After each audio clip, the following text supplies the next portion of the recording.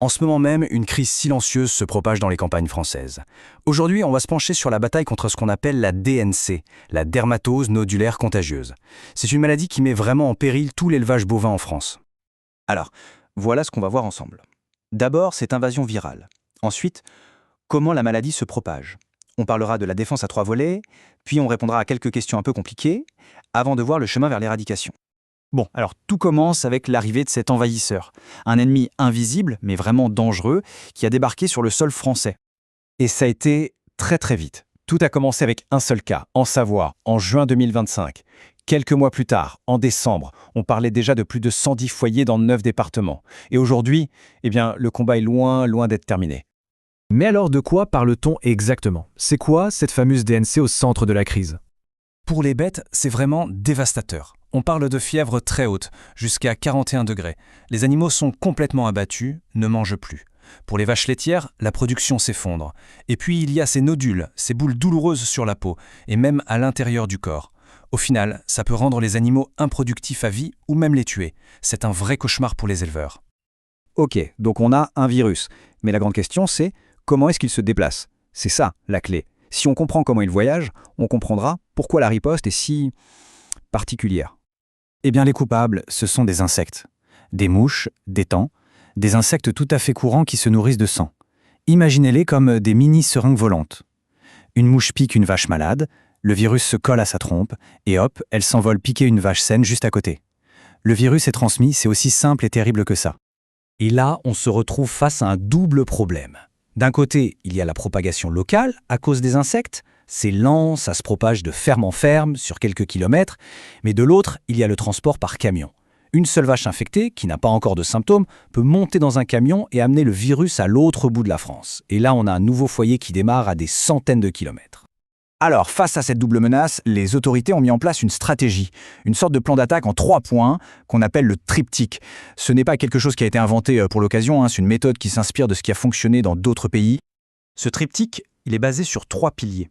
Le premier, c'est l'abattage. Ça veut dire qu'on élimine tous les animaux d'un troupeau dès qu'un cas est détecté. Le deuxième, c'est le zonage. On crée des périmètres de protection et de surveillance autour des foyers, avec des contrôles très stricts sur les déplacements d'animaux.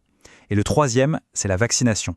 On vaccine en masse pour créer une sorte de mur, un cordon sanitaire, pour que le virus ne puisse plus avancer. Bon, on va pas se mentir, la partie la plus dure à comprendre et à accepter, c'est l'abattage. C'est évidemment la plus controversée. Alors essayons de voir la logique scientifique qui se cache derrière ces décisions qui sont, il faut le dire, terriblement difficiles. Et la première question qui vient à l'esprit, c'est bien sûr, mais pourquoi on ne soigne pas les vaches qui sont malades? La réponse, elle est assez brutale. C'est un virus. Et contre ce virus, il n'y a tout simplement aucun traitement qui existe, ni antibiotiques, ni rien d'autre. Donc, un animal malade est non seulement incurable, mais il devient une source de contamination énorme pour toutes les fermes des environs. En gros, chaque bête malade est une bombe à retardement viral. D'accord, mais alors, ça nous amène à une question encore plus terrible. Pourquoi on abat aussi les animaux qui ont l'air en parfaite santé dans le même troupeau?